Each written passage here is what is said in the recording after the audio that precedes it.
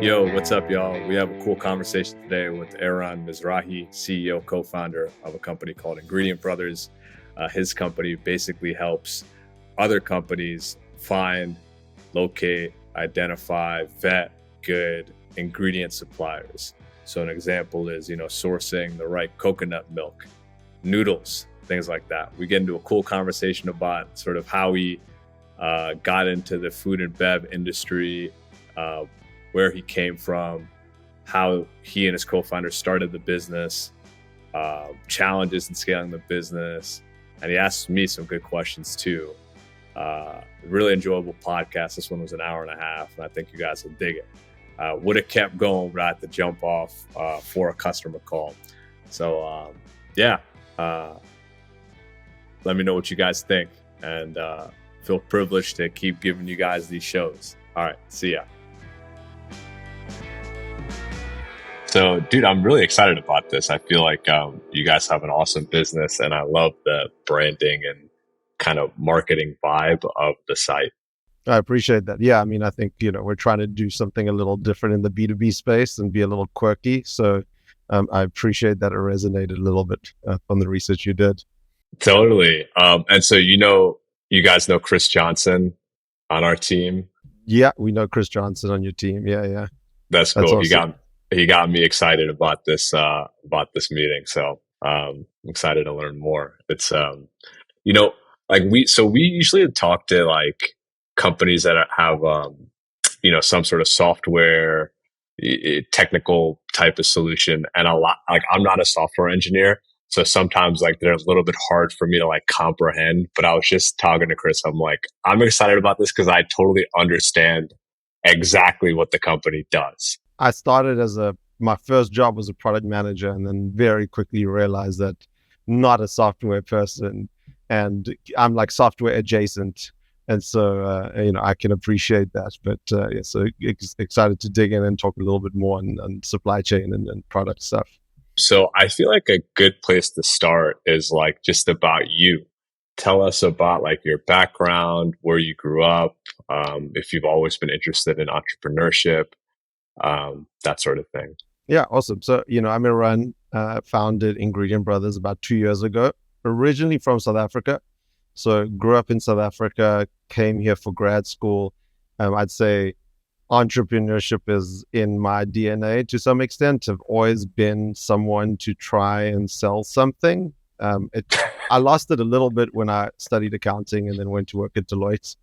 But I think, as early as I can remember, I was like selling coloring books to people at school when I was in second grade, and then was doing some catering at some point and organizing parties. And so it always had that flair. And I'd say also my dad came from Israel to South Africa and started an import business there. And so, had been exposed to it my whole life. And so when I came here and really got bit by the bug of the ecosystem, which is, really special in the US, this passion for innovation, passion for moving things forward, this desire to invest in things that will likely fail, but still that willingness to do it is really amazing. And it just allows people to explore things. And so I got to do that first within a startup, and then, now doing it for myself. And so that's, it's been a lot of fun. My background, how I got into the food space here was I joined a startup called Plated.com, which was a meal kit company that was acquired by Albertsons. And, that was where I first got to see some of the inefficiencies in let's say, B2B procurement. And then moved over to a company called Nuts.com, which is a very different company. It's a family business, been around for a very long time, very successful. And I was there as the COO, and also, again, as organizers. And, that company has really well-developed supply chain. There was still a lot of opportunity. And so I kept seeing these, sparks of opportunity within the B2B space that got me excited to start Ingredient Brothers with actually a former employee of mine at Nuts.com. And so you got your MBA at Columbia, right? Yeah. And did you do undergrad in the US, or did you do that? No. So I did undergrad like the University of Johannesburg, which no one on this podcast will ever heard of. But it was a great experience. But then came here and was very fortunate to get into Columbia and do my MBA there. Okay, cool. You know, we have a couple South Africans on the platform. This goes out to like, I don't know, 30 or 40,000 people. So I'm confident there's going to be That some South someone will know Africans. it. Okay, good. Yeah. Okay, so you moved to the US. Did you know that when you moved to the US, I guess to attend school, did you think you were going to do something in the food space or in entrepreneurship? Like, how did that interest come about? It's funny because I always tell the story. I arrived at Columbia pretty naive about how, let's say, the bigger world worked, and had studied a lot of finance. Was at Deloitte, did CFA, was in love with Warren Buffett, thought I was coming to Columbia to like the head of finance, and that they were going to welcome me in with open arms. And then it was a conversation I had just before school started, and it was with the recruiting people, and they said, well, if you want to be in finance, you've got 6 weeks to decide. Because on campus recruiting starts, and I was like, well, what is that? I thought I was here to figure that out and then decide what I wanted to do. And so, I had like a misconception of what reality was. And so what that did was very quickly force me to make a decision and say, either I'm going to, jump into something that I have no idea if I actually want to do, or I'm just going to say, no, I'm not going to go down that route, and just, trust my instinct and try and do something a little bit unconventional. And so that's what I did. And that, almost allowed me to then explore through business school, startups, and, get back into that rhythm of like wanting to try and do something eventually. Yeah, that makes a lot of sense. I mean, the finance world has a lot of like cachet and, it's, yeah, that's interesting. So, I mean, Warren Buffett did go to Columbia, right? Just like Ben Correct. Yeah, Graham. yeah, yeah. Yeah. Yeah. I mean, I like my selection criteria was not very thorough. Uh, I don't know. I didn't really know anyone who had done an MBA in the US, and I was just enjoyed further learning, and I didn't even realize how much learning there is at an MBA. Right? It was a lot less academic and more social than I had expected, but still got out of it a tremendous amount. But again, like, yeah, came to Columbia for the finance side, but really left with a great, I would say, some understanding of the New York startup ecosystem, which allowed me to, be where I am today. So you were at Plated and at nuts.com. Did you, like, how did you develop the interest in sort of maybe the sort of food? I mean, what's the correct industrial categorization of this industry? It's like food and bev Yeah, food and technology. bev. Whenever there's those drop downs, they don't have my what I'm looking for. So maybe Yeah. there isn't, but I would say develop it. Probably from an early age, I'd always loved food, and so that was and cooking. Not just the consumption of it. And so had gone to culinary school. I dropped out of college after my first year, gone to culinary school thinking maybe I'd be a chef, and maybe finance, or that wasn't for me. And what I realized was I wasn't as good as cooking as I thought I could be, and I thought I could add a lot more value on the finance side. And so always had that hankering for being in the food space. But then really when I came here, just realized how big the market is. I mean, it's just every day it surprises me how incredible the food industry is in the US, and how much opportunity there was. That coming out of B school, it was, timing was also good. There were a lot of meal kit companies that were raising a lot of money and needed people. And so I was able to get in and almost get an education for free into the food supply chain, right? So very lucky from that perspective, basically able to use someone else's startup to learn and build process and build an understanding of how things work here. So you went through Plated, sold that, and then went to Well, I didn't nuts.com. sell that, but yeah, They I sold was. it. You Yeah, they sold participated. it. Yeah, I Yeah, was. yeah. Yeah, from the sideline said, yeah, that was, yeah, Yeah. You said that's awesome. Yeah. good. Yeah. Cool. Where did you meet your co-founder? At what company? At nuts.com. So nuts.com. Yeah. So I joined Nuts 2017, and came into what was a pretty lean team, and we were trying to figure out how to scale, both the team, and try and, start to really think about how do you, protect yourself against like the big behemoths that are coming after you every day. And so we started to hire and really build out a lot of the team. And so, Alap, who's my co-founder, was one of I think it was like the second employee that I had hired within very quick succession. So he came and worked with me there, and like on sourcing some of our biggest products. And so we got to know each other really well. And he actually left, 2 weeks before the pandemic started. He went to go run operations for confectionery brands. And so we were both, going through the, decision making of what was happening in New York, New Jersey through the pandemic together in parallel at different places. And then at the end, not the end, but in 2021 decided, it would be a good idea to join forces and start something together. Yeah, that makes sense. So you lived in New York during the pandemic. How was that?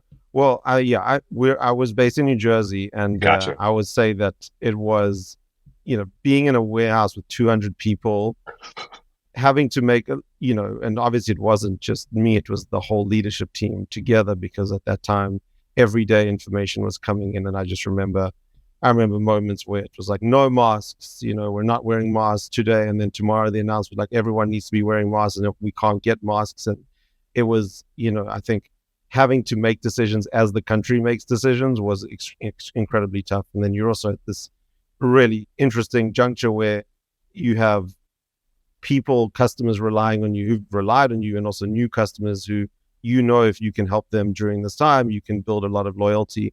And then that, you need to keep your people safe. And how do you do that responsibly, right? So, it was, not conflict, but there was, just a lot. It was super tense and super scary. But, I think as a company, I'm very proud of what we were able to achieve, and the scale we were able to do, and how we were able to keep people safe was, I'd say, life-changing experience for me, coming out of 2020.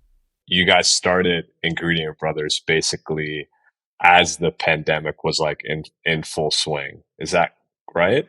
Yeah, I mean, May 2021, June 2021, yeah, we decided to do it. In hindsight, maybe timing was a little weird because, every port was had like crazy congestion and people had stuff on the water. But, relative to 2020, I think with, relative to 2020, it was, I think I was like, well, how much worse, that was really, relative to that, I think it was felt like a no-brainer. But then in hindsight, when you look at it, you're like, oh, well, maybe not the smartest idea. No, I mean, I remember like March through, I think August, basically we just thought, okay, like we're all dead soon anyway. So fine, Yeah, let's try to do what we can. And then I think things quickly turned like Q4 of 2020 to like this insane growth. It yeah. seems. I like that's my memory of it, but I can't believe that's like 3 years ago now. So I also can't believe that. It does feel like yesterday, right? Yeah, that yeah. really does feel like yesterday. Okay, so you guys started Ingredient Brothers, and like walk us through kind of like what the aha moment was, like how you guys sort of thought about the opportunity, why you guys started the business.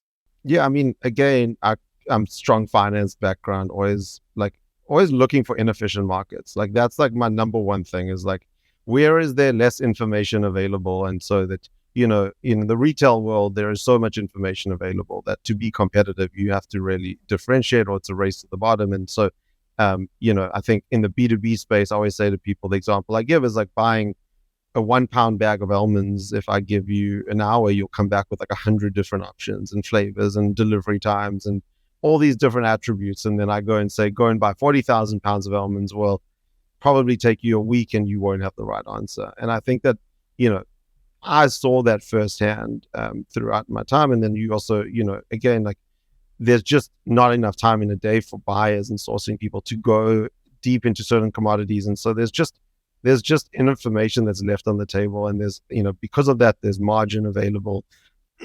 and and you also have a lot of, I'd say, incumbents who are, have been at this for a long time, have got great businesses, and the desire to innovate as much on, in terms of technology and some other things. I think I felt like we could maybe, we don't have to reinvent the wheel, but let's just do things just a little bit, better, or just try and do things well, right, regardless of what everyone else around us is doing. And maybe we could build a business. But I mean, I didn't, was telling someone today, I think when we started, I told Alap, like, it's going to be the two of us in a room for many years before we can afford to hire anyone.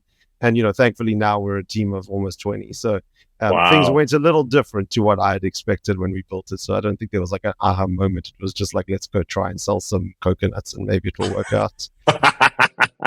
And I mean, in prior roles, I think you sort of took like a front row seat to building a company. Was it a pretty easy transition to sort of being the final decider in your own? Yeah, I think certain aspects of it have been easy because I've have so much, I have a lot more experience in, let's say, traditional, people starting out that are a lot younger or haven't gone and been in industry for as long as I have. So I think some of those aspects that, I got to learn through other experiences in terms of leadership and decision making and maybe some organization. But again, when you start a business, I'm sure right? There's no checklist. Hmm. And so, you start day one and you look at your calendar and it's empty. And you're like, okay, well, I mean, you like Google, like, what do you do when you start a business? Because, like, how are you supposed to, like, how do you get the ball rolling and like start to build that momentum? I think that doesn't exist anywhere. And I think it's, that's what, that was, it was fun. It was really fun to start to try and figure out what to do. But I guess, so that wasn't there. I didn't know what to do at the beginning, but once we started to get the ball rolling, I think my experience has helped a lot in helping us scale. Mm.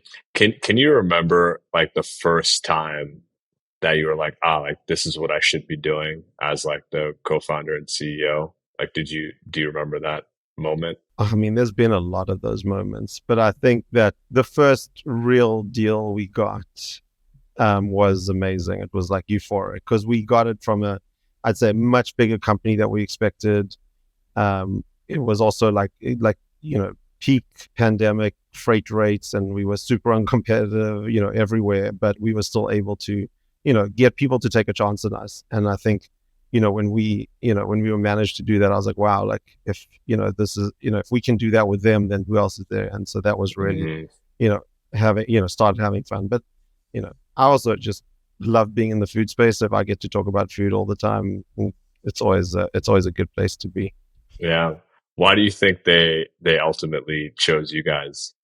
I mean, I think in this industry, if you are communicative and you're fast and you care, I think that it goes a long way. And so when we were two hungry guys, just the two of us trying to win the deal, we were on top of things, and we were able to like really move.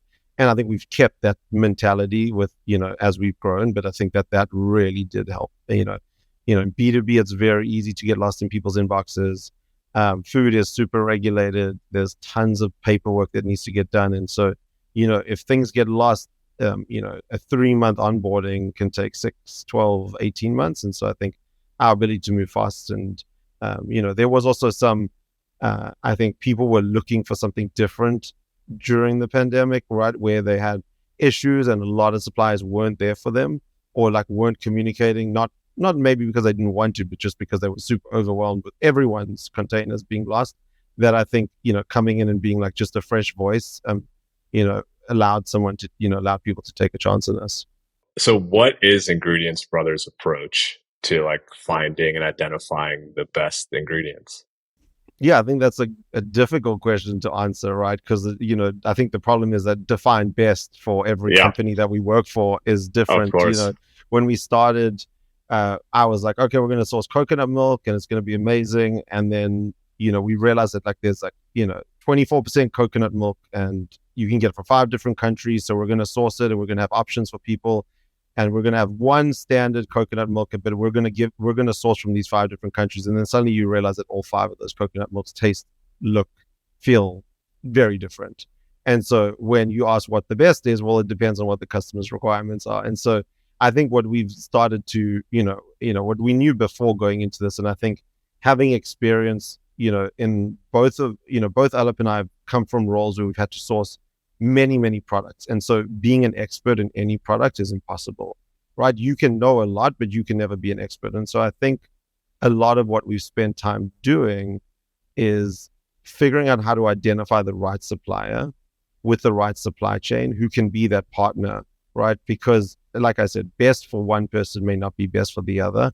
And, when you're using products in manufacturing where there's, variability is not your friend, you want Yeah. to make sure that you have the right partner on the other side. And so our role really is to go through that validation and that vetting stage to find the person who is the expert, Mm. who knows, what the best is, who knows how to control those parameters that you're looking for. And so I think once we realized that, that gave us a lot more confidence in what we were doing and our process to sourcing. Mm. So on coconut milk in particular, like why is there so much variance? Is it just like I native? mean, variety, time of year, Huh. the processing methods, could be different. The age of the machines can impact the taste of the product, right? Like Oh there's shit. just a lot of differences that can happen. And I think that, again, for manufacturing, if you're just repacking it for a consumer has a lot more tolerance. When they're cooking, they can adjust, they can adjust a little bit. They can do things. When you're manufacturing millions of pounds of product a year, you really don't want to be on the line and say, hey, why is this different from last time? How are we going to adjust the recipe? So, that's something we learned up front. I mean, it seems like you guys have to scale like the taste that you guys at leadership initially have. How have you done like the ability to be like a tastemaker and identify these different qualities?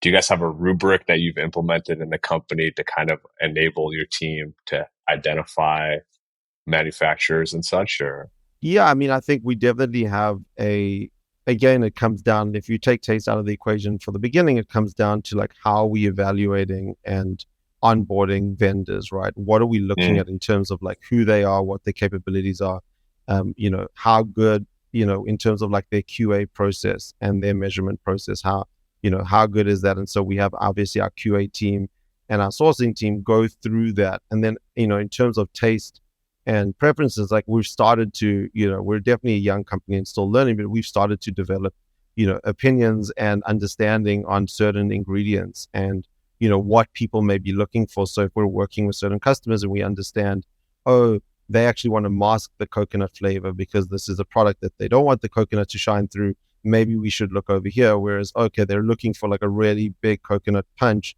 this is what they want. Or if they're, it's a coconut water product, and I'm talking a lot about coconut. We do a lot of other products, but like it's just an easy one to latch onto. But coconut water, the same thing, right? There's sweetness levels, and you start to understand like, okay, if this person is mixing it with other things, maybe they can get a more mature coconut, maybe less sweet. And so there's definitely some criteria. There we go. So there's definitely some criteria. do you guys work with this one? Yeah, It's sure. No, no. there seems to be a lot of exception handling. Is repeat scaling repeatability internal to your operation something that you guys think about, or there's enough like long-term relationships where you don't have to worry about that as much? The success here is long-term relationships and making sure that we're building out supply chains for key accounts, because Mm, you don't want the onboarding time just takes so long. You want to be able to build and like foster these really great relationships. But supply chain is about managing problems. It's I think if you try and build this perfect supply chain that never goes wrong, I think you're in denial. And I think that our success is in our ability, our process to manage issues, not necessarily to, we aim to try and execute perfectly every time, but to assume that that's going to happen, I think is wrong. And so, having the mechanisms throughout the supply chain to react really quickly and then, provide the customer service that we need to, I think that that's really important. And, we're pretty honest about that up front. mm. That's cool. I mean, I mean, we sort of have a similar issue since we're placing talent in Yeah, companies. Like the people sort of exist on a supply chain esque correct. type of approach. And one thing that I've found is like having slack in the supply chain is like a necessary thing, especially when you're dealing with people where, hey, I may have a baby or surgery Yeah. randomly come up.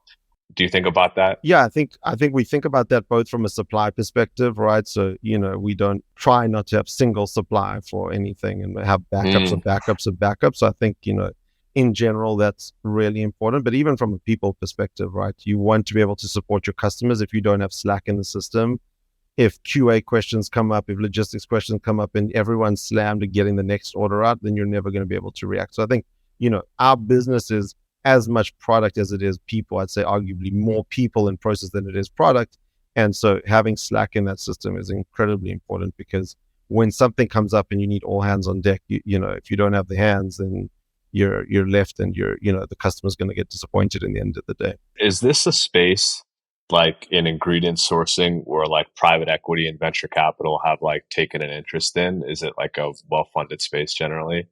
Yeah, I mean we're bootstrapped and continue probably to be bootstrapped for a while, but there is definitely a lot of private equity in the space. I think it's prime real estate for private equity because you have a lot of I would say older businesses, family businesses that have been around for a long time, and maybe next generation is not as interested in coming in, and so you also have a lot of fragmentation, right? There's tons of room for consolidation. You'd be surprised how many people import coconut into the U.S. It's not a small number, right, for a small market, and so I think that there is a lot of investment opportunity, and there's a lot of people looking at the space as time goes on. Yeah. Is there like a specific reason you guys haven't taken outside capital? Is that something that you guys want to do in the future?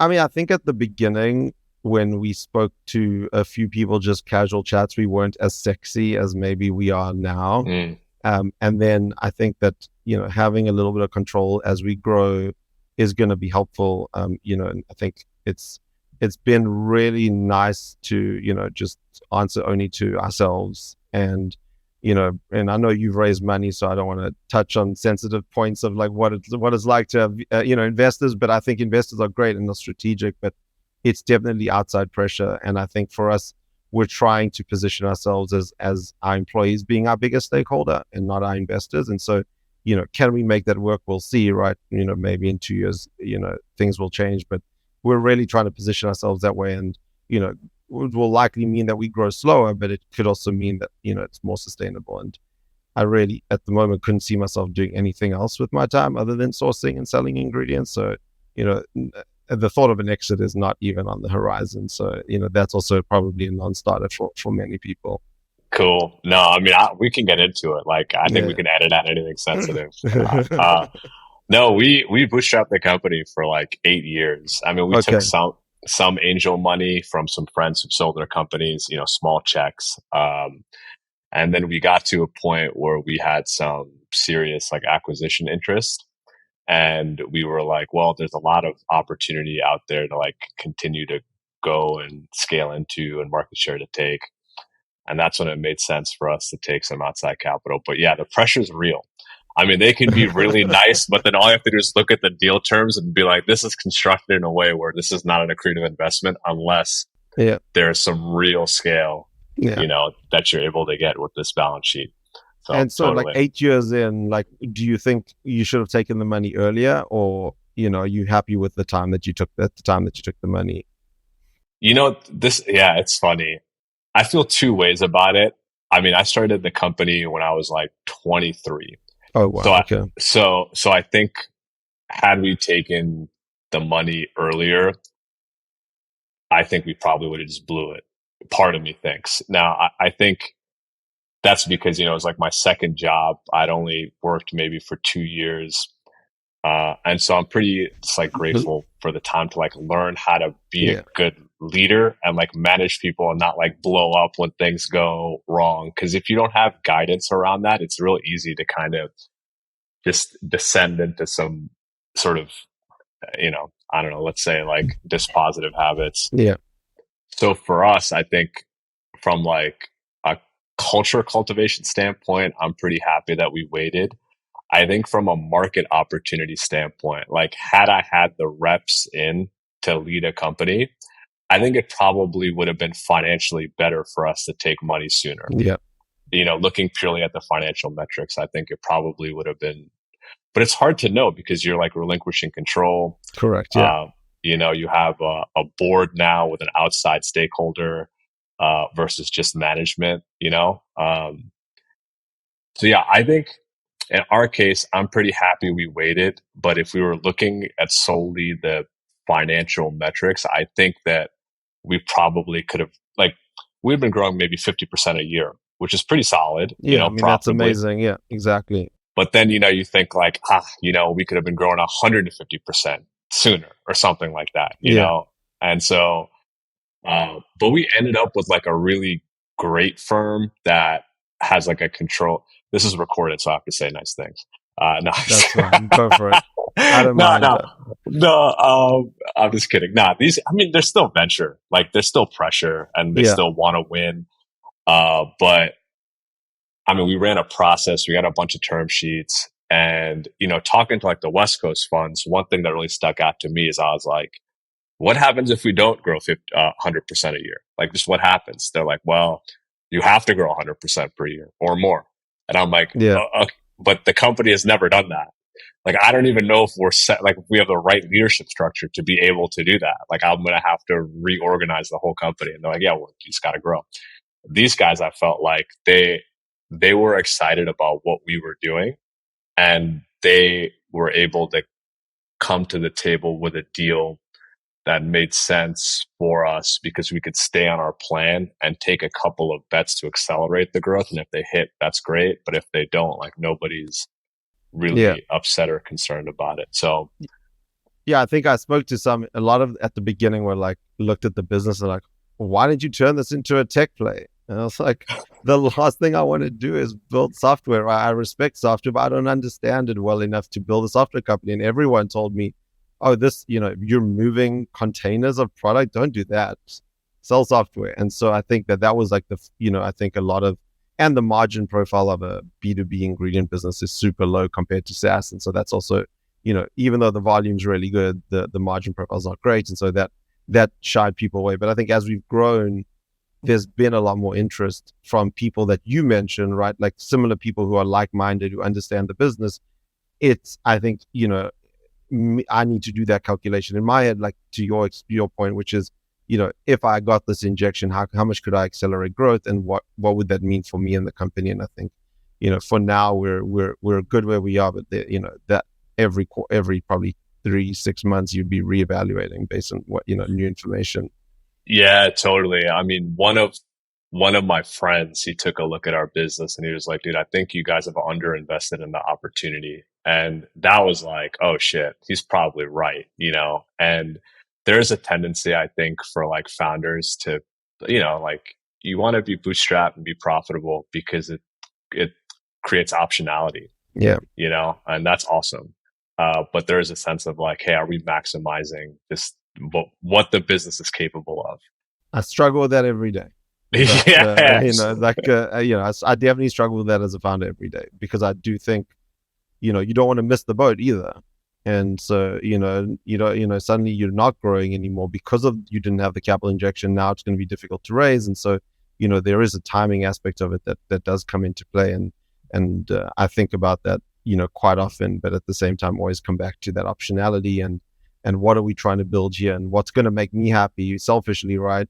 And so, that's, what's going to make me happy is what I'm doing now, because I am happy doing it. And so why change it for now, right? So I think that's Totally. And like, I don't know, waiting and like continuing to grow the business and getting a better sense of the levers that really drive growth, like that yeah, only helps raising from a more favorable position. I yeah. think that's been my experience. And so, yeah. And I also think like this winner take all dynamic, like that is, I don't know, sort of believed by some of the venture class. Like, I don't think that exists in most markets. I mean, when people say to me, who is my competition, I say it's myself.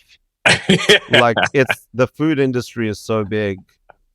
If I mean, the US is incredible from that perspective, and I echo that a lot, right? Where you're just in an industry where in a market that is so big, and to some extent feels really open to new people and new players, and giving people a shot. And I haven't done this in other countries, so I can't speak, but this is what it feels like here. That I you know I feel like we're the only people that lead us to failure as ourselves, right? Because of our execution and not focusing and not setting the right priorities, and less someone coming in. Now, I'm not trying to be an Apple and dominate the cell phone market, right? I'm just trying to sell more ingredients, and so maybe that's what investors are thinking about. But you can build a enormous company that no one even thinks about as a competition in this space without having to worry about a market share problem. That's So, cool.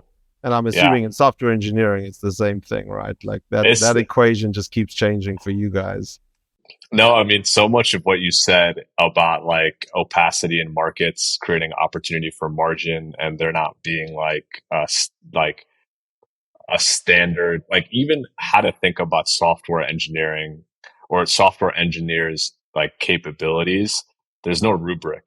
You know, one person's senior engineer may be totally different from Facebook to Google, and it's Yeah. different, you know, at a small company versus a large company. Their rates are totally different. You know, public market, you know, public companies are driven basically by interest rates for comp packages. At, you know, smaller companies, it's basically options, which are driven kind of by the value of, you know, venture capital rounds. So yeah, there's a lot of opportunity for us. And I think like who we compete with are like recruiters that are basically running their businesses on like pieces of paper. So it's just, you know, I think it's similar in that like if we fuck this up, it's probably we mismanaged something Yeah. for like a very long time, like two Yeah. years of mismanagement.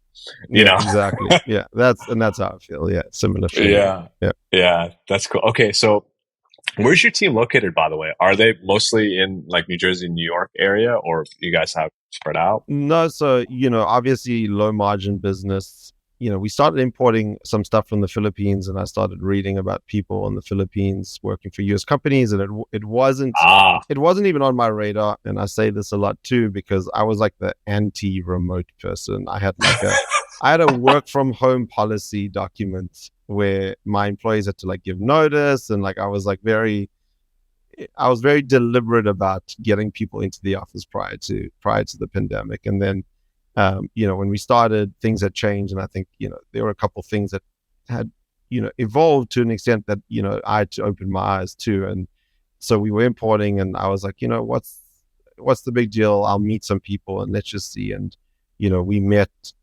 Jacqueline, who was our first employee.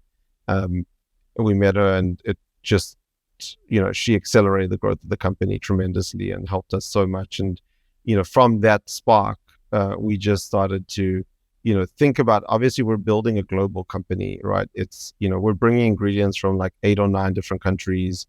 um, you know the time zone, most of our suppliers in Southeast Asia. And so, the time zone is really important. And so, and, these products also consumed by people all over the world. And so you can find people all over the world who have, experience in sourcing those products. And so it's been really great for us to build a, truly global team. And so we have, people in the Philippines, we have some people in South Africa, Colombia, Argentina. And so, we've got a pretty diverse group of people that work together on solving these supply chain issues. that's awesome. So, has your philosophy on remote work changed? Yes, I think it's changed to some extent. I think not to some extent. I think that if you're remote first, and when I mean remote first is that I think there's a difference between having like a team of people who are outsourced to do a specific task that are remote versus building a global team that are all leadership and decision makers within the company. Whereas if you have some hybrid or other models, I think that you can get into trouble for a number of reasons. But if you have an office somewhere where some people are making decisions in like a corporate feel, and like there's like a central office where like you're not involved in the decisions because you're sitting remote somewhere else, I think that can get a little bit dangerous. And then I think that you know doing hybrid is really tough, because you're spending a lot of money on rent that you could be spending on other things. And so I think that my perspective, which is probably not the right perspective, but at least my perspective, is if you go remote and like invest fully in it. And I think you can find, not everyone loves remote, but you can find enough good talent who appreciate it and will give as much, if not more, effort within a remote setting.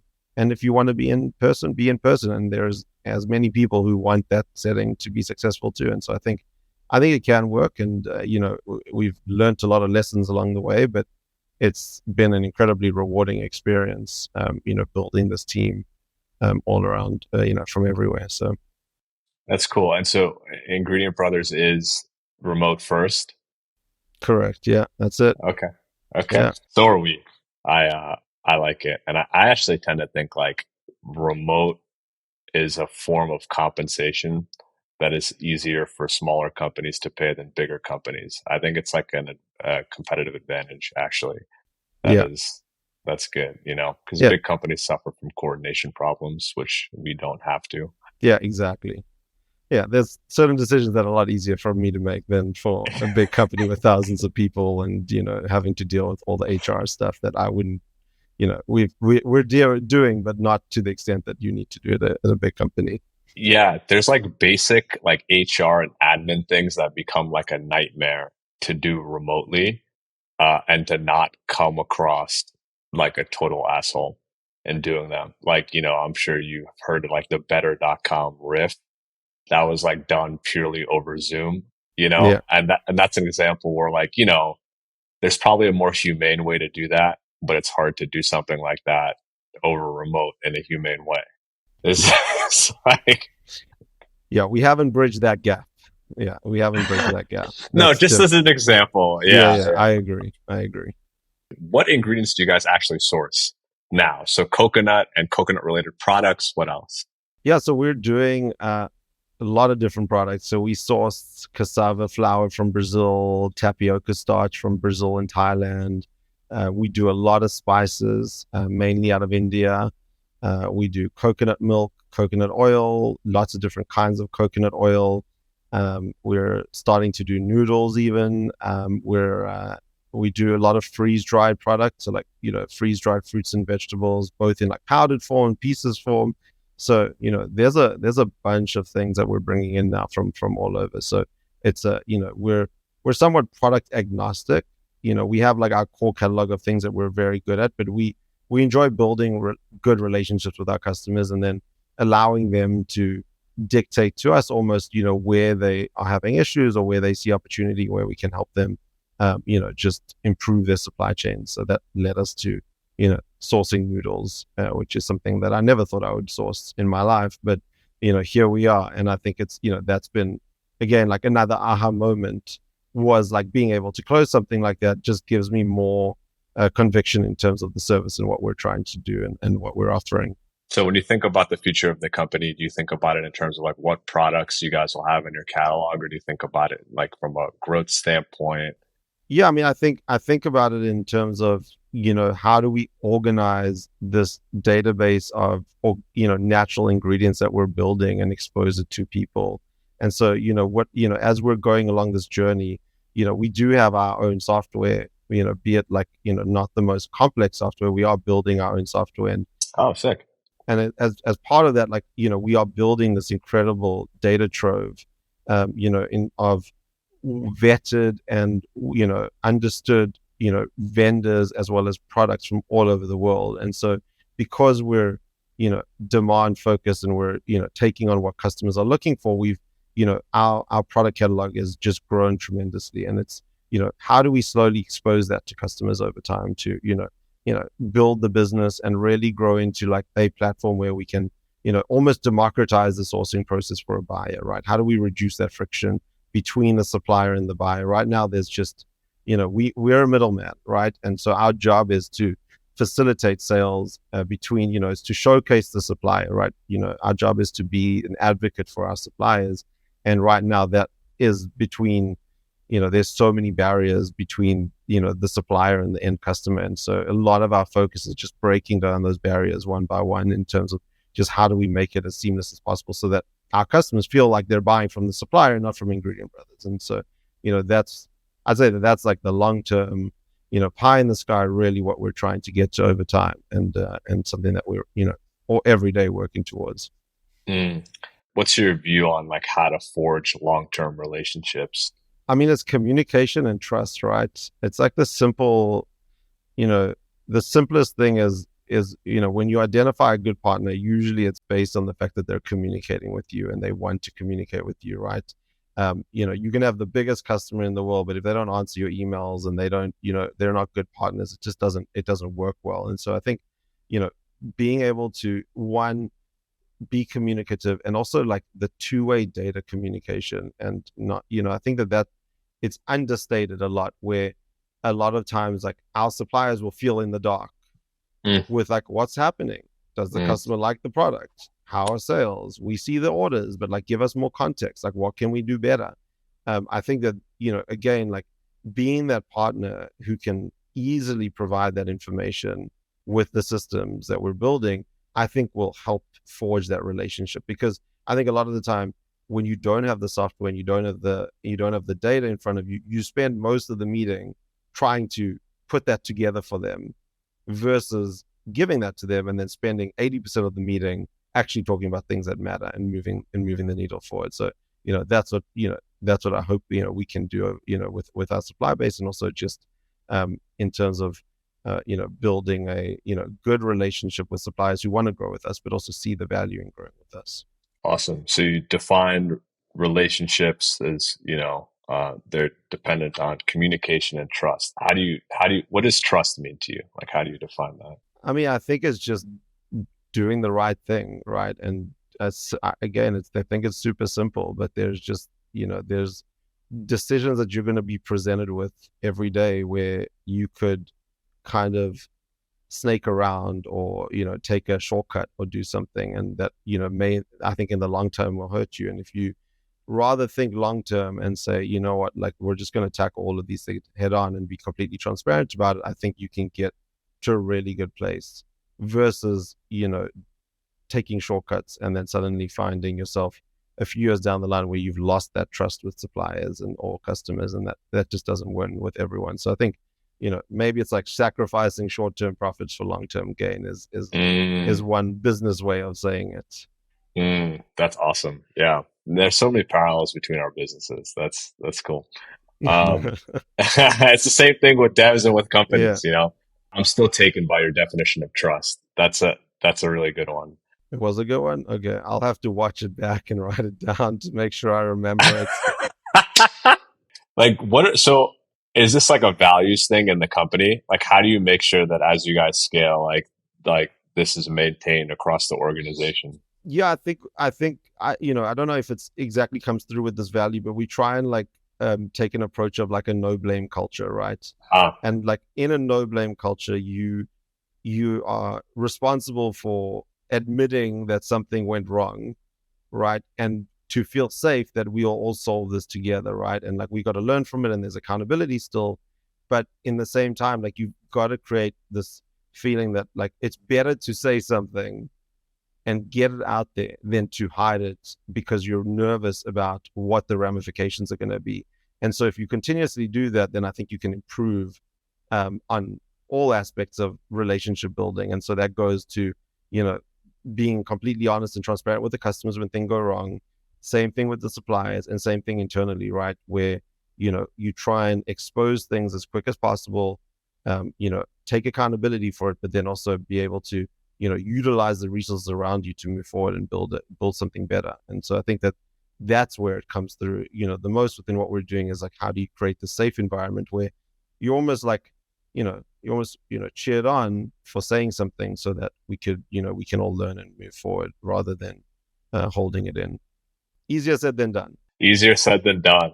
Easier said than done. I would say that we're not nowhere near perfect, and we're a very small, young organization that every day is learning and every day figuring out things that we didn't know about ourselves. What are maybe the most surprising things that you've learned sort of being the chief decider in this past 2 years? I think I love hiring people. And so, I mean, that's probably going to be a problem at some point. But I think that that's been, if it's, I thought like, hey, if I'm just selling ingredients and buying ingredients, that would be the most fun. But then I spend most of my time recruiting and meeting people. And I think that that was probably the biggest, like, how do I build this business? So all I'm doing every day is just hiring and developing the team more than, selling the ingredients. So I think that was probably the most surprising. Just really enjoy it. And the fact that now I get to meet people from all around the world, that's even more fun. So, I think that that's been very surprising. And again, like a blessing, because when we started the business, thought it was just going to be me and Patel in a room. And, I think he will say, thank God that we have a group of people around us basically like barricade ourselves around, so we have some safety nets. Yeah. Why do you think that's so gratifying to you? I don't know, it just gets exciting when you find people that you think can add so much value and are just driven, and you see that spark and you're like, oh wow, like, if you can put yourself in, if you can put them in a position to succeed and give them the keys, it can be a lot of fun, right? And I think selfishly, it's just, some people have hobbies outside of work. Work is my hobby. I love working. It can be super stressful and anxiety prone at many times, especially as an entrepreneur. But at the same time, I don't think there's anything else I'd want to be doing with my time. And so if I can do it with like driven, amazing, thoughtful, curious people, and provide them with some opportunity to, have fun and build their career, yeah, just selfishly, that's, adds to my fun, and hopefully adds to their fun, and my fulfillment in life, I guess. I like work too much to have like a long list of hobbies. Well, I have the hobbies, I just don't do them, right? So Same here. I yeah, managed to like get to the gym. I have a gym in my house. Maybe I get there like once a day. That's about it. 20 minutes, and then I'm back at it. Yeah. yeah, Uh, yeah, exactly the same.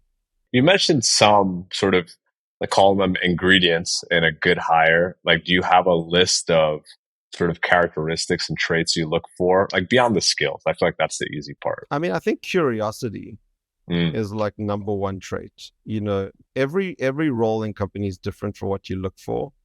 um and in a startup, where you will likely have people that will get less direction than they would have gotten at a big company, less oversight, and definitely less. There's no playbook for a lot of the roles you hire, and you're coming in and you're like expected to develop things from scratch. And usually it's something that someone else has been doing before, but not been doing it well, or has been doing 20% of Yeah. what they should have been doing because they've had no time.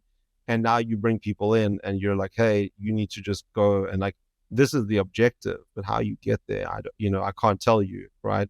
And I don't have time to tell you. So finding people who are curious and understand that, and can take that on and be excited, right? And look for the gems, and look for those.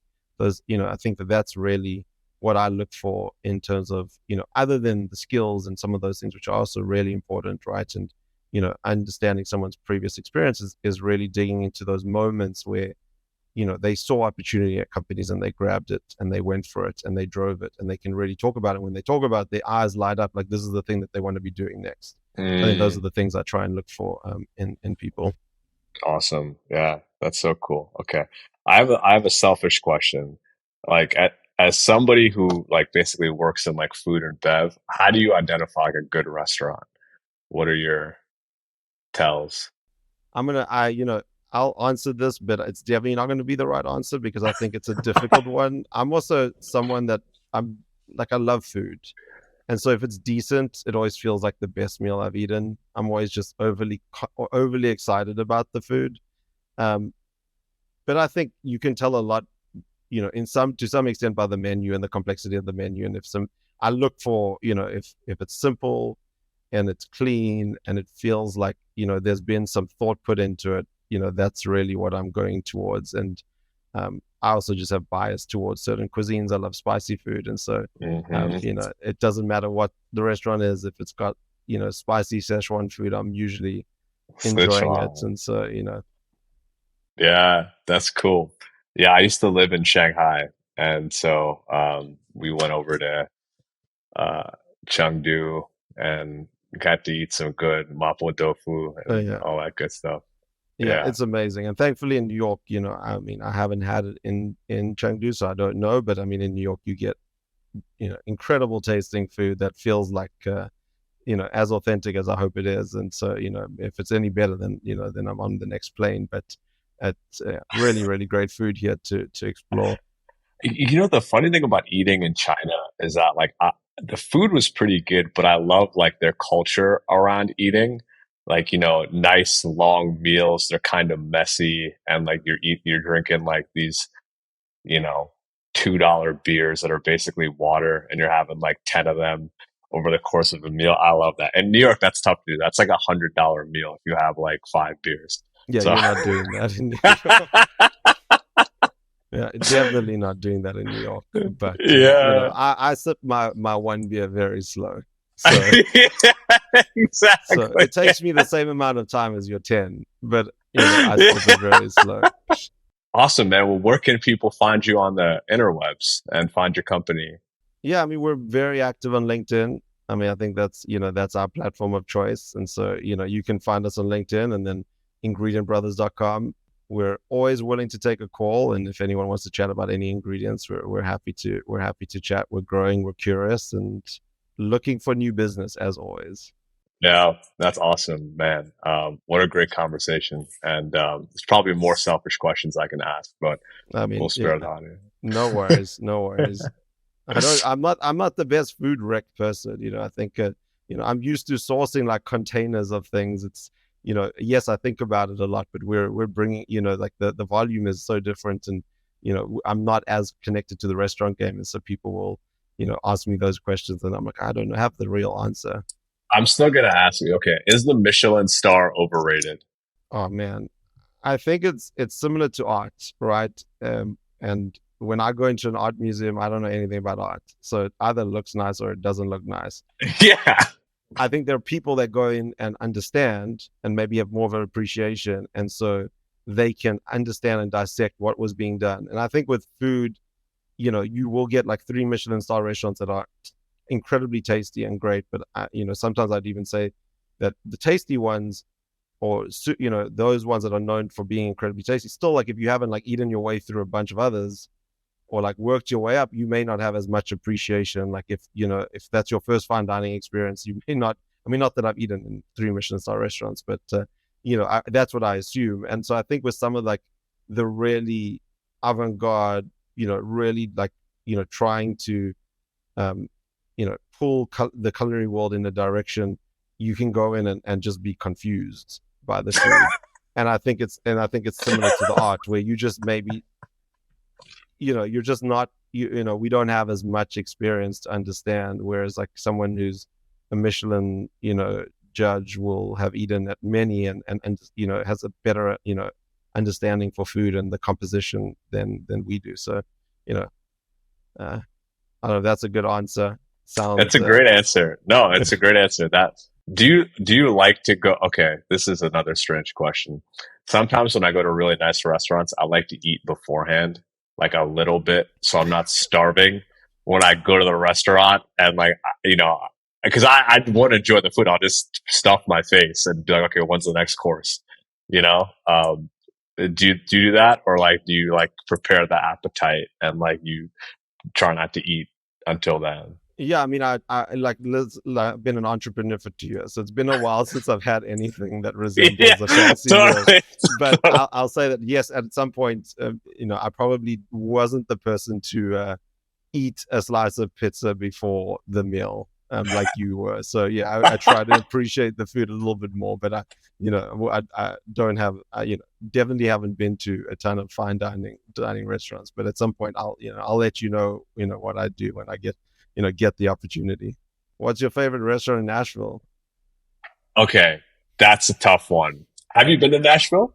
Yeah, I've been to Nashville. Well, I've done Nashville, like very tourist Nashville. So I've had, that experience, but I, absolutely loved being there. The food was great. So, The food's great. I mean, and there's some fine dining here as well. I think of the restaurants that I've been to, um, my favorite one is this place called Lachlan Table.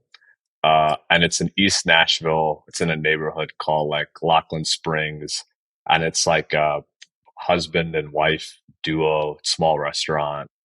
And I feel like they have that whole farm to table shit, okay, and it's good. they It's got it down. tasty. Yeah, they got it down. It's really good. The big like food thing here is like Husk and basically all those related restaurants by these two guys. I forget their names, but I think they also, no, I think it's a different people that own Catbird Seat. Okay. And Catbird Seat's like this, I don't know, fine dining multi-course thing. It's like 250 or something. Have you done it? I have not done Well, it. now No, that you that's too. said the price, don't admit it. No, no. I see. I personally like. I for me, I love eating well, and we'll cook at home and we'll eat well. But I, number one, it's a lot of time to Yeah, just course out, and I don't know. It's like I try to be open to it because it's some people like fine dining experiences, but I'm a more simple guy. I like yeah, eating street food outside, mapo yeah. And I tofu. think that's the beautiful thing about New York. And New York, you have fine dining, and it exists, and it's amazing. But this, I would say the affordable, you know, mid-tier restaurants that are, from every type of cuisine that you can find is incredible. And that's something, if I ever left the city, would really miss, because you can wake up in the morning and want Szechuan, and you'll get incredible Szechuanese food. And if you wake up and then you want Ethiopian, you get incredible Ethiopian food. And there's just, there's little Egypt, and little India, and the China and Chinatown. There's so many different places to go to, and it's accessible ish, right? Yes, It's not what, like I would say you would in other places. You may have to pay for some of that food, and that's pretty special about the city. totally. And there's like almost like an ethical dimension to this. Like if you're like building a business and like everybody's sacrificing, you feel kind of ridiculous being like, I'm going to go to like a fancy 9 course meal. You're just like, what am I Yeah, yeah, doing? You know, exactly. Yeah, I completely agree. Completely it agree. just is ridiculous, Yeah, yeah, So I would say by volume of like calories consumed, the place that I've gone the most is a place called House of Kebab in Nashville. It's like a Turkic kind of yeah. kebab spot. It's fucking good. They have like their Cuba days. You get a Diet Coke. You get some, And you that's it. know. You're done. I'll come join you one day for one. That sounds good. Oh, it's so good. Like when people come visit, I'm like, all right, we're going like to House of Kebab. We're not going to like some fucking high end spot. That's amazing. I have a question for you before I forget. When we started the business, we basically stumbled upon like no code, low code platforms, and we built everything on Airtable, which has been completely, I would say, game changer for us, as a small business. Have you found any growth in people requesting software engineers who are focused on these low code, no code platforms like Airtable? Yeah, there's been a lot of growth there. And I mean, we built our whole business on like Google Sheets for the first like 5 years. The database was basically we used like an off the shelf applicant tracking system, and we would track all the billing through Sheets. And we would kind of do like, I mean, we had a CRM to like manage the sales pipeline, but it was all basically very low code. We built our own app and actually ported all the data to like our own database only because we were like, well, if we want to expand the business to do more than hiring, or if we actually wanted to like augment some of the like human decision making and matching companies, that we found really hard to do with a low code solution. Because when you have it in your own database, you can start to do things like track why retention on a specific company account with Yeah, these 3 developers is doing better than another company, and start to, pull out some characteristics of, oh, okay, we see why, and the analyses are much easier to do when you're doing retros. But yeah, there's been a lot of devs that like typically what a company would hire us for on that, or hire like us to find them devs in that scenario would be like, they've hit the limit of scale with a low code, no code solution. And they now want to move to an environment where like they have a Python based app and they have their yeah, own database in Postgres or something. yeah.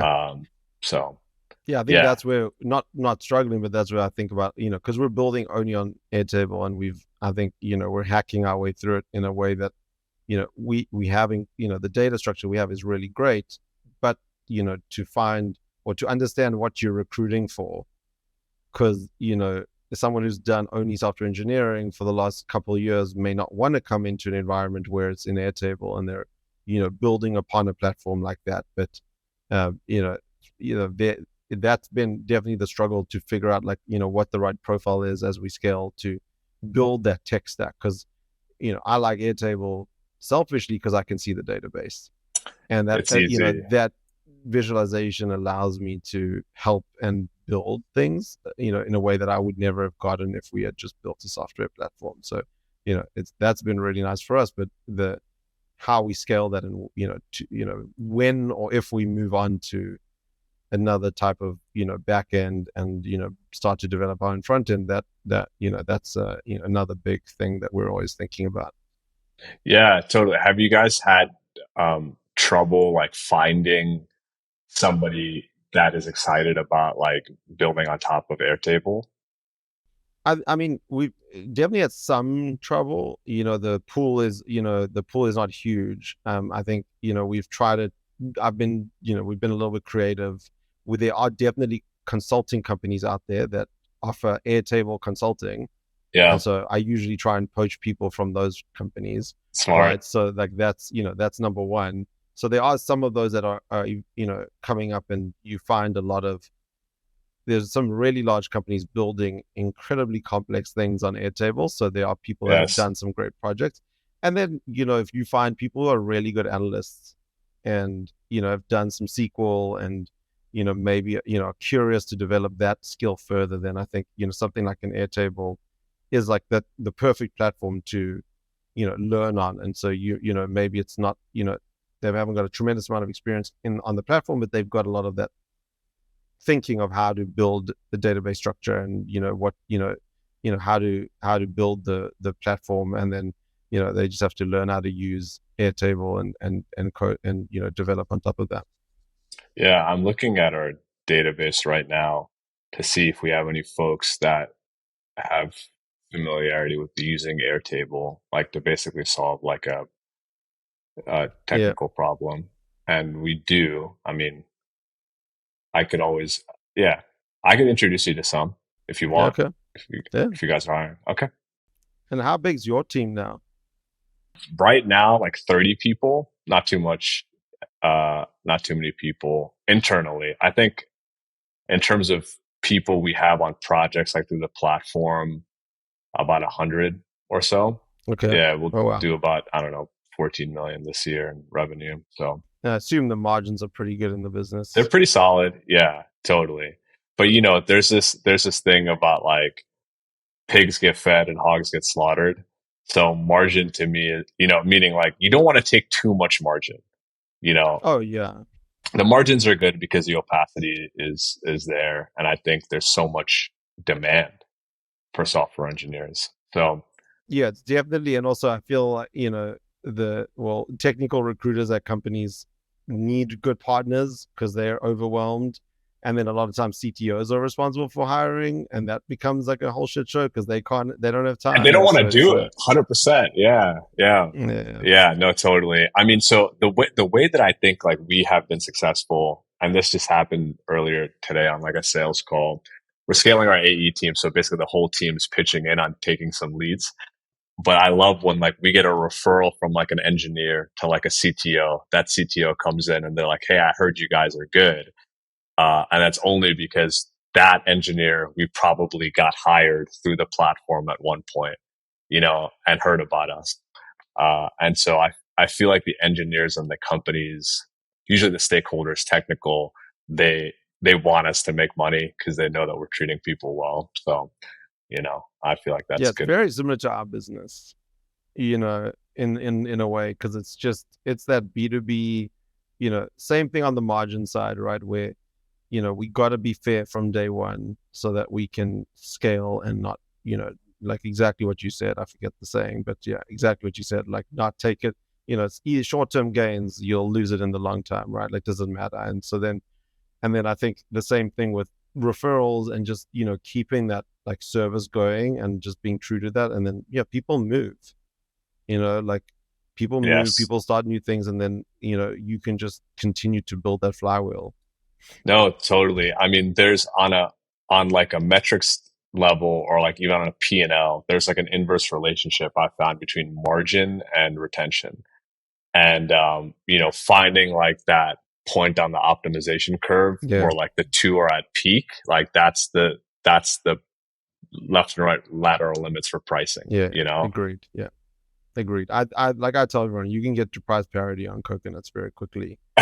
And so once you're there, just stay there. Don't try and gouge, and then work on the other things around it, and it will come. But Yes. and do you have people overseas on like your teams, like sales or any of that stuff? Are you using people overseas or? Cool. So core team, let's see. I think most of the company is based in the US, but we do have folks like our, head of all tech, product engineering, even the vetting function on the talent side is in Brazil. Okay. And I actually I find that like from a communication disruption standpoint, Latin America is like really nice because they're in the same Yeah. working time zones as us generally. But we had an engineer who was with us for a long time. He was a British guy, but he was based in Thailand. He was a really good dev, and so like that worked for us for a while. But I think what we have found is like I don't know from a philosophical standpoint, it's important for us to be really good at like cross time zone remote collab because like that's what we're selling, like our devs are Yeah, yeah. based all around the world. So um That's the biggest struggle I'd say we have, especially right now as we built the team and we have, let's say, I was doing the sales before and my partner was doing some of the supply chain stuff with the team in mostly in the Philippines and doing the supply chain work. And as we've scaled now, we've got like, biz dev people in Argentina and they're working on deals. And then the people sourcing the products are in a different time zone. And that asynchronous communication is what we're spending, I would say, majority of our time building out in terms of process. Because if the handoff isn't good on Monday night, you lose so much time. And that has been very, I would say, eye opening. Didn't expect it to be as challenging as it would be, but the upside is so incredible that you got to figure it out. It is tough to figure out with the time zone. no, totally. I mean, pre-pandemic we were like a team of like 10 all in the Nashville office, and I was like a stickler about working in office. Sounds familiar. Yeah. Yeah, I was like, listen, you got to show up to work. Like this is like we're here to work. Like you just show up. But the irony would be I would have to like take calls outside in my car that were sensitive because we had an open floor plan. So I was Okay. like, something is fucked up here. But then when the pandemic happened, I was like, dude, okay, I don't want people to get sick. And like also, the regulations sort of prevented us from going in office. And so we sort of adapted to going remote. And I think that has generally been positive for the company. Um, but, my tendency is like, hey, when something is wrong, I want to talk to somebody immediately. And that is difficult to do in a multi time zone business. You kind of have to just sit in the anxiety and trust that somebody else will figure it out when they wake up. Yeah. Yeah. I mean, exactly. Exactly. I mean, I think that is very true. And I'm sure for them, it's not great to wake up to all these messages, like, Yes. and so there is this handoff that needs to be built. And I think big companies have solved it, right? You have massive companies that have huge offices overseas that obviously have solved some sort of handoff that, over time have built that out, that it's possible. I think for small businesses, especially if you've never done it before, it definitely can cause a little bit of like anxiety between the teams too. But if you build it well and you can figure it out, then the upside is it's almost infinite because you figured out communication, and that's really hard. Yeah, totally. I read something a long time ago by Brian Chesky, the Airbnb founder, and it's something that I try to remember myself. He said something about like how like you can trade off culture and process, and like the stronger culture, like the more you invest in culture and the stronger culture you have, sometimes like you actually don't have to go that heavy in the process because like you can only really build process retroactively, like when you've identified a problem and you want to fix it. But if you have a strong like like driven attitude at work where people want to make sure that like things are done well, that takes some of the pressure off of you to like constantly be in a position where you're like, okay, like what's the right way to hand this off exactly, you Yeah. know? Yeah, that's really powerful, and Yeah. something that I guess we do. I mean, like we think about. I don't think of we think about process all the time. I mean, I guess supply chain world maybe, it's important, but I guess to your point, like that is true, right? Like if you can foster this culture of communication of getting stuff done, then I think a lot of the issues with the communication now is probably driven by leadership and some little bit of, like, let's say, not pure focus on certain things, and not like trying to spread the team too thin, and then having to like always reprioritize to ensure that like we're getting the stuff done versus building building that culture that you're talking about. Yeah, totally. Like one of the observations that I've made is so we're going to probably be at like 40 people by the end of the year. And one of the observations that I've made is like, if we get a really tight training program, like it's done well, it's packaged right, there's like almost like an indoctrination process. Like, this is how we see the world. This is why we exist. This is why you're here. This is the collection of the team, and then you're really clear about your values, and like every meeting you're in, you basically find a way to mention a Yeah, decision that ties back to the values. What you end up getting is like people are making just generally more aligned decisions, and that actually requires less long-term paperwork, less long-term operational um, decision making from leaders. uh, correct. I mean, that's it, right? If you as you were talking, I was like, yeah, that's exactly it. Is like, we have, so I have a guy named Pedro, and he's always like, Eran, my job is to make sure you're not involved in anything. And I'm yes. like, that's, yeah, exactly, right? Like that's, how do you build that? And I think at the beginning, it's just allowing people to go and do, and, you know, not fail, but, learn as they go, right? Because, we're hiring people from different industries, totally different experience, but have the ability to execute incredibly well. And so it's just about, giving them that room and having the time to give them that room. And then on the training side, yeah, I think, budget is always such a, there's It's like a a list thing. of a million people you can hire, and it's It's a like the thing. training is so important, because it is like if someone comes in and they don't understand how the business works, and you spend 6 months, like you might as well have hired someone else to teach them, because the next person spending 6 months being ineffective because you haven't trained them properly. So, No, that's totally it. And I would say that's the benefit of having raised a little bit, is like when we were bootstrapped, it's like every dollar mattered. And but if you fully load the cost of training and of equipping them into your industry, like when you're on the other side of venture, the ROI is like, yeah, yeah, you're maximizing now time. And so you're like, hey, you can spend an extra 5, 10, 10% on the comp to make sure that they come in solid, with some priors. But yeah, I don't know. You could ask like my leadership team. I would be such a hard ass about like, this is the right way to do things. Like, don't fucking do this any other way. And I would find myself like working, I mean, 80, 90 hours a week constantly, because I would feel like anytime there was an operational gap or a decision making gap. yeah, you're playing whack-a-mole.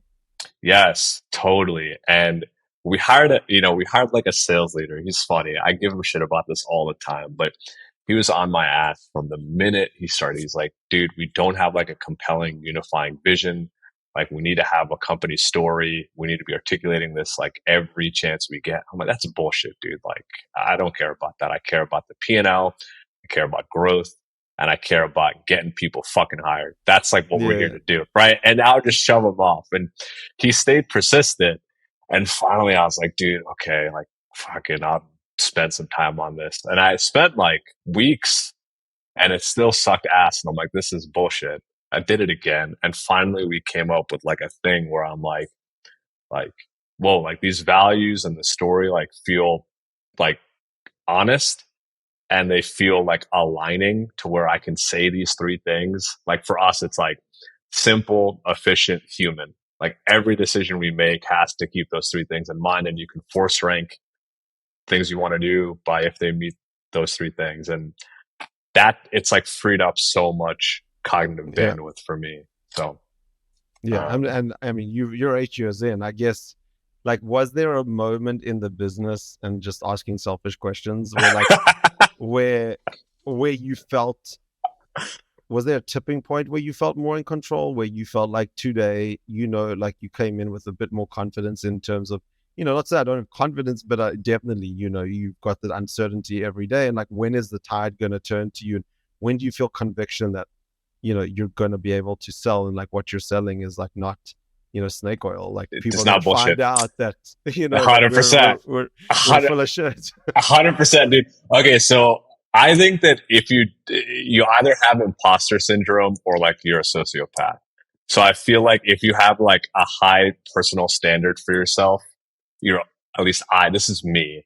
I I just have accepted that like that fear is gonna always be in the Oh, so it background. doesn't go away, is what you're It, telling it me. never goes away, dude. It never goes away. And the bigger the business gets, like the more commitments you've made because you've now Yeah. committed to a larger group of people and more suppliers and more companies, more devs. And so you just like, I had this conversation actually with like our head of ops. I was like, fuck, dude, like, it hit me today that like I'm making so many commitments. And like in my personal life, I'm even careful about being like, I'll show up at this time because I don't know, but at work, you just do it. You just accept it. Your name's on every contract, and I just accepted it. And so I think for me, like I, I have good and bad days, but I think the confidence probably comes like, it's like such a bullshit answer, but it kind of comes like from internal where you're like, you know what? Like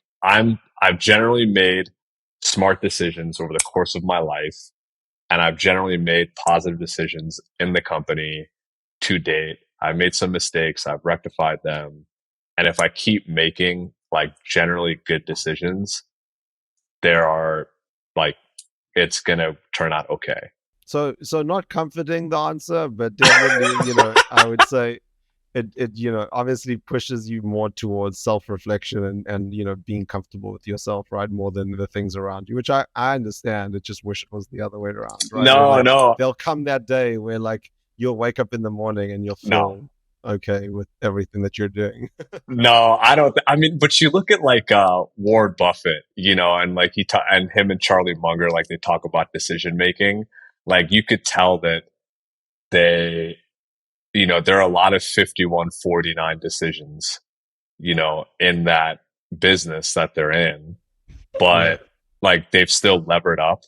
The scale of their decision making is like to the tune of like hundreds of millions, if not billions, but they have like an equanimity about it, like a peace about it, where like they accept like, hey, like we've thought through this, it's the right decision, let's go for it. And if anything, I will say the venture fund that we've partnered with, the board member in particular, Robert, he pushes me to like have a lot more conviction in my decisions. He's like, dude, you're gonna know 80%, and you need to be fucking okay with that because you raise the money to grow. Just fucking go.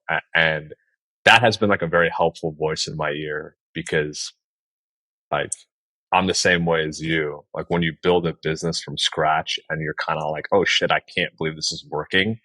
You tend to, at least I tend to be like, it shouldn't be working. It's gonna fuck up one day, obviously. Well, it feels like I'm playing a computer game, right? It does. It When does. is it going to be like game over? And that's the like, especially in this new world, right? Like they're just numbers on a screen. And in my employees, I've met two of them of the 20, and so it's all very.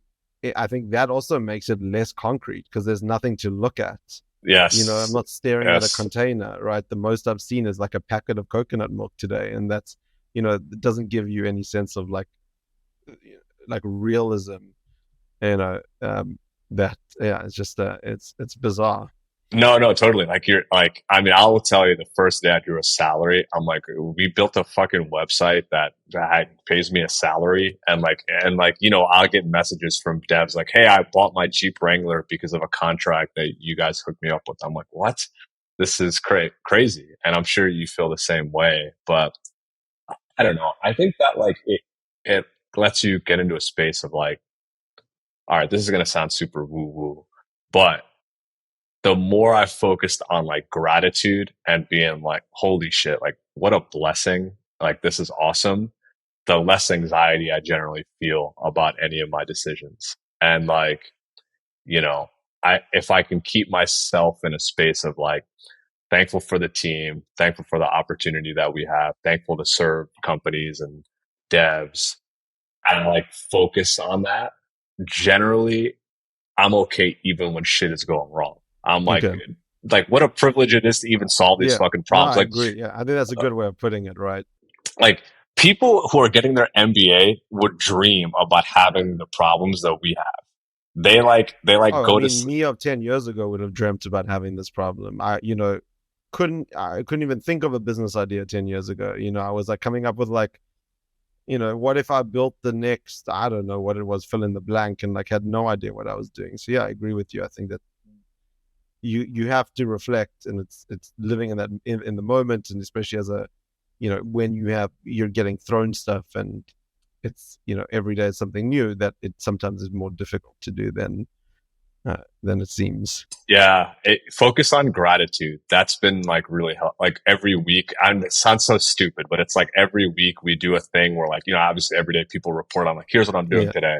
But every week we make people being like, what are you grateful for? And, and like we try to even in meetings be like, like we're thankful that this has happened so we can fix it. And it's a good problem. And having that culture, I think, I don't know, man. It helps me like not maybe worry so much about like the burden that we carry as entrepreneurs, because I I'm gonna always turn tell, this into like a mindfulness podcast for dude, founders. well, I tell my like head of ops, I'm like, dude, okay, if this company collapses, everybody else gets a job except the dipshit CEO. The dipshit CEO gets asked for the rest of his career, why the fuck did you fuck this company up? And how did you make so many bad decisions? Yeah. Right? Like, but everybody That's else is imposter syndrome talking. Yeah, exactly. Thanks for listening to the Frontier Podcast powered by Gun.io. We drop 2 episodes per week, so if you like this episode, be sure to subscribe on your platform of choice and come hang out with us again next week and bring all your internet friends. If you have questions or recommendations, just shoot us a Twitter DM at The Frontier Pod, and we'll see you next week.